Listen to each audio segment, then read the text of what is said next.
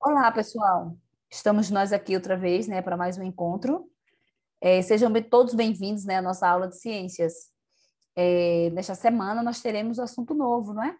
Dando continuidade ao tema apenas, porque nós vimos nas aulas anteriores os tipos de reprodução, não é? Vocês lembram lá que nós falamos de reprodução sexuada e assexuada, vantagens e desvantagens. Agora nós daremos continuidade ao tema de reprodução, mas agora o nosso foco é na reprodução humana. Então vamos lá. Façam a gentileza de abrir o nosso livro lá na página 41 e seguiremos até a página 49, né, com esse foco de reprodução humana. Gente, reprodução humana e transformações na puberdade. Olha aí, o adolescente na frente do espelho, deve estar olhando suas espinhas, não é? Você está assim? Seu rosto está assim, com espinhas? Ou do seu irmão, sua irmã? Você já pensou nas transformações que o corpo humano sofre ao longo da história? O que desencadeia essas transformações? Nesse capítulo, vamos estudar os sistemas genitais, né, ou reprodutores, do homem e da mulher. Vamos também conhecer as mudanças que ocorrem na puberdade e entender a atuação dos hormônios sexuais e do sistema nervoso nessa fase da vida. Observe aí a figura que nós já vimos, né? A do menino aí, do rapazinho. No próximo capítulo, veremos que a reprodução humana é muito mais que a transmissão de genes de pais para filhos. Ela envolve emoções, além de aspectos sociais, culturais e éticos. Há muitas formas de expressar a sexualidade e a personalidade, e todas as pessoas devem ter oportunidades iguais para desenvolver seu potencial, sempre respeitando direitos e deveres de cada um. Aí vem a questão são perguntas para a gente refletir, não é? Talvez você saiba responder ou não, talvez você nunca nem tenha parado para pensar sobre isso. Ou talvez você apenas vai refletir e a gente vai, no decorrer da aula, encontrar as respostas. Então, vamos lá. Quais são as estruturas que compõem o sistema genital masculino e feminino? Então, você, que é um rapaz, quais são as estruturas que formam o seu sistema genital? E você, que é uma moça, quais são as estruturas que formam o seu sistema genital? Você sabe responder? Como a evolução, aliás, evolução não, como a ovulação e a menstruação estão relacionadas? O que é que tem a ver uma coisa com a outra? Quais são os sinais do início da puberdade? E o que é puberdade mesmo, gente? Qual é a diferença na formação de gêmeos idênticos e de não idênticos? Então, o que é que acontece que dá essa diferença? Então, essas e outras questões nós responderemos no decorrer da nossa aula.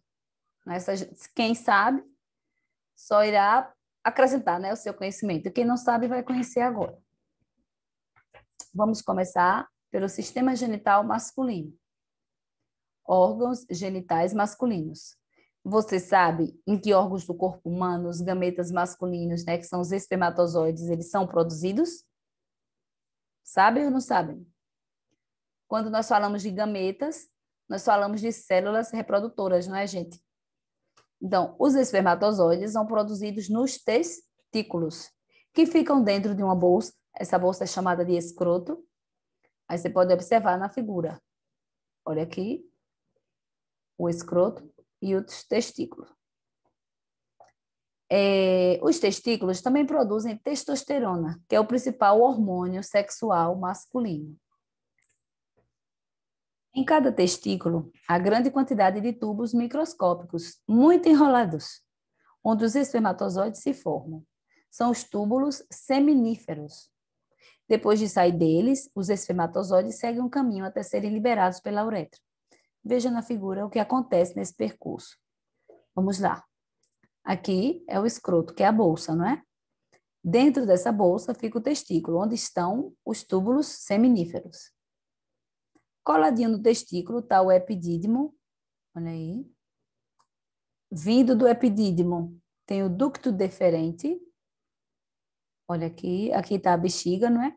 O ducto deferente segue, tem alguma coisinha aqui, ó, uma estruturinha coladinha aqui no ducto deferente, né? No final. Vai ser o quê? A glândula seminal. Também junto com a glândula seminal vem a próstata. Olha aqui. Outra glândula bulbouretral. E aqui a uretra, certo? Aqui o pênis em corte frontal, vasos sanguíneos, pele, uretra, corpo esponjoso, aí os corpos cavernosos. Essa é a estrutura masculina. Aqui tem o espermatozoide, o corpo do espermatozoide, né, que é um gameta, é uma célula. Tem a cabeça, o núcleo e a cauda. É uma representação do sistema genital. Após sair dos túbulos seminíferos, os espermatozoides passam para outro tubo, que é o epidídimo, onde eles ficam armazenados e adquirem a capacidade de movimento. Então, ele é produzido no testículo e é conduzido até o epidídimo para ficar armazenado lá e adquirir capacidade de movimento. Lembre-se que o epidídimo está coladinho, ó. Estão vendo? Coladinho, né? No testículo.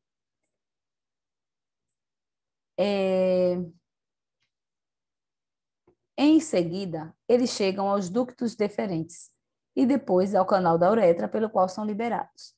No caminho até a uretra, recebem o líquido produzido pelas glândulas seminais e um líquido da próstata ou glândula prostática. Esses líquidos nutrem os espermatozoides e facilitam seu movimento. O conjunto formado pelos líquidos e pelos espermatozoides é chamado sêmen ou esperma e tem aspecto leitoso. O canal da uretra elimina o esperma e também a urina. Essas ações, no entanto, nunca ocorrem ao mesmo tempo, porque durante a passagem do esperma, um músculo perto da bexiga bloqueia a passagem da urina. Os espermatozoides movimentam-se com a ajuda da cauda dentro do líquido seminal. Tanto a uretra quanto a vagina são meios ácidos. Então, a acidez destrói algumas bactérias causadoras de doenças, mas prejudica o movimento dos espermatozoides. Uma das funções dos líquidos do esperma é neutralizar a acidez desses meios. O pênis possui tecidos nos corpos cavernosos e no corpo esponjoso que se enchem de sangue quando o homem fica sexualmente excitado. Nessa situação, o pênis aumenta e fica rígido, é a ereção. Com o aumento da excitação, pode ocorrer a ejaculação. O esperma é lançado para fora. A ejaculação costuma ser acompanhada de uma sensação de prazer conhecida como orgasmo. Em cada ejaculação são expulsos em média de 2,5 mililitros a 5 mililitros de esperma. E há, em geral, de 50 milhões a 150 milhões de espermatozoides por mililitro de sêmen. Como essa enorme quantidade pode favorecer a ocorrência da fecundação? Vamos lá. Os órgãos genitais femininos. Conhecendo os órgãos genitais femininos, né? Além de produzir gametas femininos e hormônios sexuais, é no sistema genital feminino que a nossa vida e o nosso desenvolvimento começam. Observe na figura os órgãos genitais femininos e algumas estruturas próximas. Olha aí o perfil em corte. O útero, a bexiga urinária, ânus e vagina. Aqui, né, o esquema representando.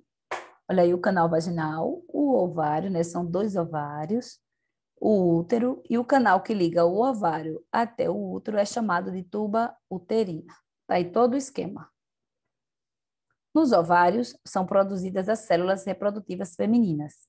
Aqui, né, são produzidas. No menino, onde é que é produzida a célula reprodutiva? Nos testículos. Na menina, é nos ovários. Elas são conhecidas popularmente como óvulos. Então, a gente pode facilmente estar chamando de óvulo. Mas na espécie humana, a célula liberada pelos ovários na tuba uterina está em um estágio de desenvolvimento anterior ao do óvulo e é chamada ovócito secundário. Para simplificar, podemos chamar esse estágio de ovócito 2 ou simplesmente ovócito. Mas, popularmente falando, né, a gente acaba chamando de óvulo. O útero se comunica com o exterior do corpo pela vagina, que é um tubo musculoso com cerca de 8 a 12 centímetros de comprimento, por onde o bebê sai na hora do parto. No ato sexual, o pênis penetra a vagina. Se houver ejaculação, os espermatozoides entram no útero e se deslocam em direção às tubas uterinas, onde podem encontrar um ovócito secundário, dependendo do momento do ciclo menstrual, como veremos adiante. As aberturas da uretra e da vagina são protegidas por dobras de pele. São os lábios maiores, que são mais externos, e os lábios menores, mais internos. Eles formam o órgão genital externo, que é a parte visível do sistema genital feminino, também chamada pudendo feminino, ou vulva. Então, vocês podem ver o nome das estruturas aí: pubis, lábio maior, abertura da uretra, orifício vaginal, ânus, lábio menor e o clitóris. Os lábios menores se unem na parte de cima, onde se localiza a parte visível de um órgão com muitas terminações nervosas, que é o clitóris, que contribui para o prazer sexual da mulher e para que ela chegue ao orgasmo. Na parede vaginal, abrem-se ductos, que são canais de glândulas, que, sob a ação dos estímulos sexuais, produzem um líquido que lubrifica a vagina. A entrada da vagina apresenta uma dobra fina de pele chamada ímen. Essa membrana pode ou não se romper quando a mulher inicia sua vida sexual. O ciclo menstrual. Vamos lá. A partir da puberdade, em média, uma vez por mês, um dos ovários libera um ovócito secundário na tuba uterina. Então, lembrando, gente, apenas um ovócito é liberado por mês. Esse fenômeno é conhecido como ovulação. E todo mês o endométrio, que é a membrana que forra o útero, cresce e se prepara para abrigar e nutrir o embrião. Se o espermatozoide se unir ao ovócito na tuba uterina, ocorre a fecundação, né, formando o zigoto, que se divide várias vezes, passando a ser chamado embrião, e se aloja no endométrio, dando início à gravidez. Se não houver fecundação, parte do endométrio, composta de sangue, de células de sangue, é eliminada pela vagina. Então, ocorre a menstruação. Esse conjunto de acontecimentos é chamado de ciclo menstrual e se repete, em geral, de 28 a 30 dias, enquanto não houver fecundação.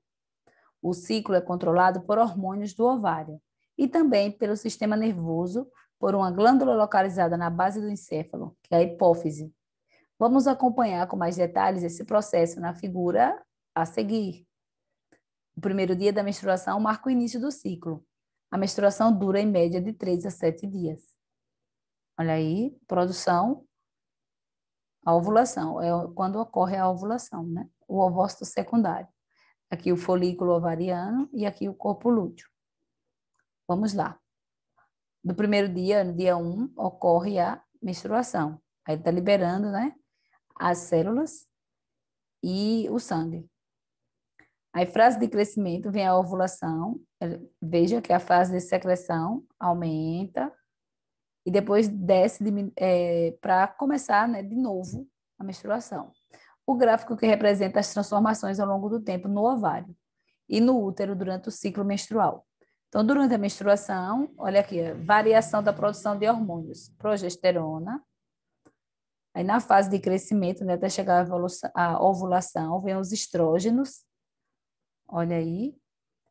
E tem a fase da secreção, que é após a ovulação, que é quando vai acontecer novamente a menstruação. Dentro do ovário, um ovócito secundário se desenvolve no meio de um conjunto de células, chamado folículo ovariano. O início do desenvolvimento, aqui é o ovário. Aí no início do desenvolvimento, folículo ovariano.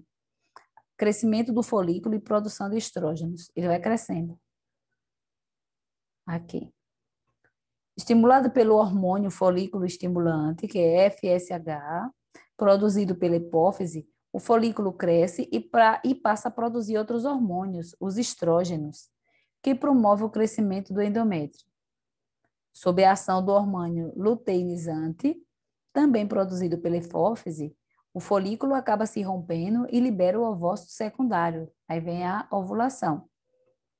Olha aqui a ação do hormônio liberando o ovócito.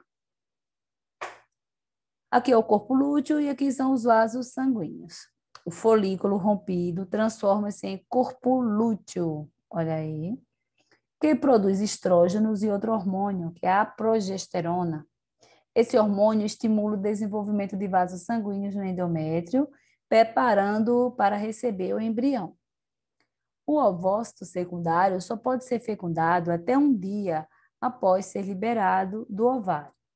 Se não ocorrer, o ovócito é destruído e absorvido pelo corpo, e a menstruação ocorre cerca de 14 dias depois. Em caso de gravidez, inicia-se a produção de um hormônio que impede que haja menstruação e ovulação. Por volta dos 50 anos, a mulher entra em um período de vida conhecido como climatério. Nesse período, é comum ocorrerem variações hormonais que interferem no ciclo menstrual, deixando-o mais espaçado. Alguns sintomas comuns no climatério são alterações no humor e diminuição no desejo sexual. Porém, muitos sintomas podem ser aliviados por meio de um estilo de vida ativo e alimentação balanceada. Veja a figura, não é? É a figura, essa daqui, abaixo. O ciclo menstrual é, por fim, interrompido na menopausa, que marca a última menstruação da mulher. Depois da menopausa, o organismo da mulher não consegue mais engravidar naturalmente. Continuando, vamos falar sobre a gravidez. A gravidez é um momento muito especial para pessoas que querem ter filhos. Quais são os eventos que podem levar a uma gravidez? Nós já vimos, né, que o sistema genital masculino e feminino, né, os dois, produzem os gametas que são responsáveis, né, por gerar essa nova vida. Então, o espermatozoide vai fecundar o ovócito 2 e a partir daí acontece a nova vida, né, formado um novo organismo. Das centenas de milhões de espermatozoides lançados na vagina em uma relação sexual, somente algumas centenas costumam chegar à região em que podem ocorrer a fecundação. Essa região é a parte inicial da tuba uterina, perto dos ovários. Vocês lembram onde fica a tuba uterina? Vamos rever aí o esquema. Lembra que são duas, né? Olha, dois ovários, uma para um lado e outra para o outro. Aqui está mostrando só, no caso, um. O ovócito é produzido por aqui, não é? E é lançado até a tuba. É aqui, justamente nessa tuba, que tem que ser, que eles se encontram, né? Os dois gametas se encontram, o ovócito e o espermatozoide. Aqui, nesse momento, a fecundação. O ovócito secundário. Aqui, essas estruturinhas aqui são os espermatozoides, né? Tentando fecundar. E aconteceu a fecundação. Quando um consegue, aí aconteceu a fecundação. 30 horas, o zigoto divide-se em duas células. Olha aí, começando a dividir. 3 dias, forma-se um conjunto com 4 células. 4 dias, o embrião está com 32 células. Então, eles só vão se dividindo e aumentando, né, a quantidade de células. 5 ou 6 dias, o embrião implanta-se no útero. Então, ele se desloca da tuba uterina e se implanta aqui no útero, ele se fixa aí. Os espermatozoides produzem enzimas que abrem caminho para as células, e a camada de proteína que envolve o ovócito, então, furam a sua membrana celular. Assim que o primeiro espermatozoide entra no ovócito, são produzidas substâncias que impedem a entrada de outros espermatozoides. Por isso, geralmente, apenas um espermatozoide se une ao ovócito para formar o zigoto. O zigoto, recém-formado, dirige-se ao útero. Esse percurso dura de 3 a 4 dias. Pelo caminho, o zigoto se divide algumas vezes. Quando chega ao útero, já é um embrião com 32 a 64 células. Então, imagine, se tiver 32, né, todas elas vão se dividir, aí ficarão 64. E é dessa forma que vão aumentando a quantidade. Com aspecto de uma esfera maciça de células. No final da primeira semana de gestação, ocorre a implantação do embrião no endométrio. É a chamada anidação. Então, é quando ele se fixa no útero, né, nas paredes do útero. O endométrio é justamente o que reveste o útero. Continuando, nesse momento, inicia-se a produção do hormônio HCG, que interrompe o ciclo menstrual, que ele impede, né, a ocorrência da menstruação e da ovulação. o HCG, né, que é do gonadotrofina coriônica humana, é a sigla. A detecção do hormônio HCG na urina ou no sangue serve para identificar a gravidez. Então, se esse hormônio está sendo produzido, é sinal que existe gravidez. A não ocorrência de menstruação pode indicar a gravidez, mas também pode ter outras causas. Então, os testes de gravidez vendidos em farmácia detectam se há HCG. Não pode apenas pensar assim, não, eu não estou menstruando, então estou grávida. Não é assim, né? A ausência da gravidez a ausência da menstruação é um sintoma que pode ser da gravidez, mas também pode ser de doença, pode ser um problema, outro problema, outra coisa, quer dizer. No útero, o embrião se desenvolve dentro de uma bolsa de água, ou amnion, que confere certa proteção contra choques mecânicos quando a mãe se movimenta. Além disso, logo nas primeiras semanas de gravidez, forma-se a placenta. Através da placenta, né? O que é isso, placenta? Através da placenta, os nutrientes e o gás oxigênio passam do sangue da mãe para o sangue do embrião, enquanto o gás carbônico e outros resíduos seguem o caminho inverso. O sangue do embrião é levado para a placenta pelo cordão umbilical e nunca ocorre mistura no sangue com o da mãe. A placenta também produz hormônios que mantêm o útero em condições adequadas ao desenvolvimento do embrião. Na figura, gente, vocês podem ver aí onde que fica a placenta, né, na parte superior. Olha aí o cordão umbilical, né, que liga a placenta ao bebê. E o amnion, que vai ser o líquido, né, que envolve todo o bebezinho, para evitar os choques mecânicos, né, quando a mãe se movimenta. Gente, então nós paramos aqui, né, e vamos para a nossa atividade.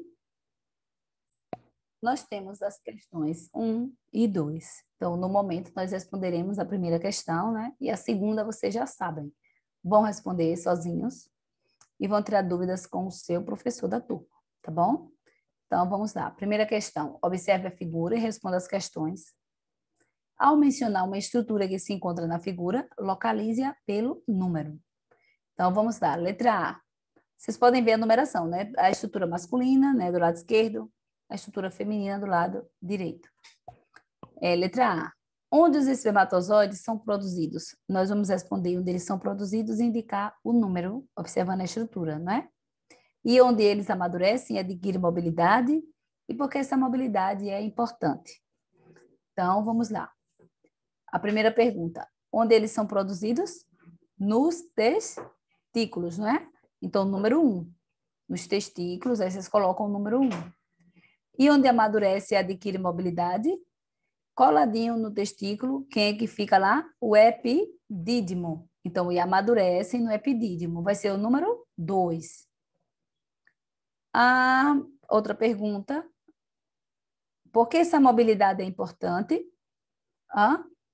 Quando ele chega no sistema genital feminino, ele precisa se mover, né, para chegar até onde está o ovócito. Então, por isso, essa mobilidade é muito importante. Ela possibilita a locomoção, né, dos espermatozoides no sistema genital feminino em direção ao ovócito. Aí, no caso, não tem número. A letra B. Em que tubo ocorre a passagem da urina e de esperma? Vai ser um único tubo, não é? É o mesmo.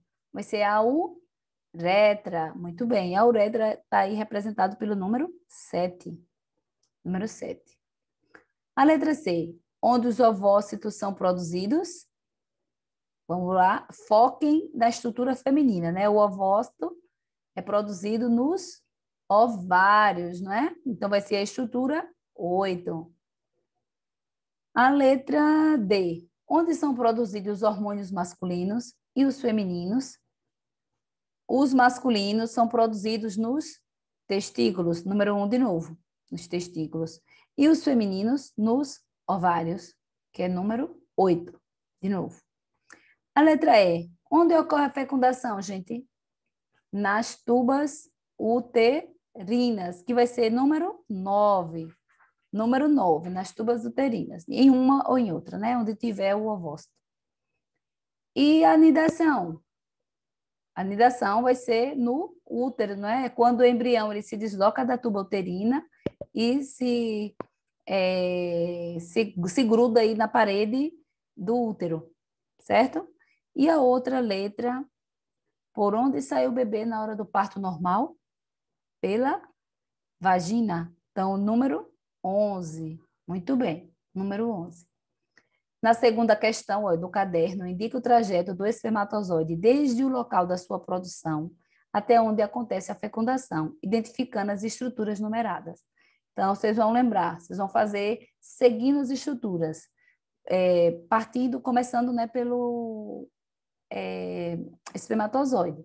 Então, onde ele é produzido?